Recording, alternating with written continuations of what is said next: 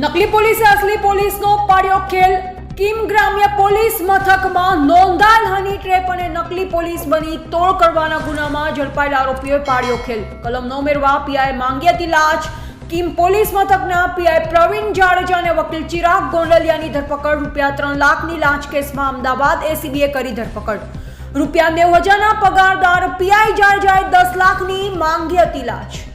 રકઝકના અંતે ₹3 લાખમાં સમાધાન થયું। ફરિયાદ પક્ષ લાંચ આપવા માંગતા ન હોય અમદાવાદ એસીબીનો કર્યો તો સંપર્ક, જે બાદ એસીબીએ ટ્રેપ ગોઠવી મીડિયેટર બનેલ વકીલ સહિત પીઆઈને 3 લાખની લાંચ લેતા ઝડપી પાડ્યા। વધુ તપાસ સુરત એસીબી એકમને સોંપવામાં આવી છે।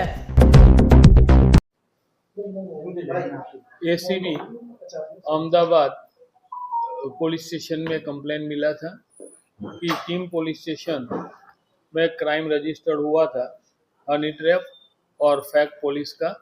उसमें जो क्राइम रजिस्टर्ड हुआ था उसमें हेल्प करने के एवज के तौर पे किम पुलिस थाने के पीआई प्रवीण सिंह जाडेजा और चिराग गांडलिया जो एक एडवोकेट है, उन्होंने पहले 10 लाख रुपया का डिमांड किया था, फिर 3 लाख में वो केस में हेल्प करने का फिक्स हुआ था।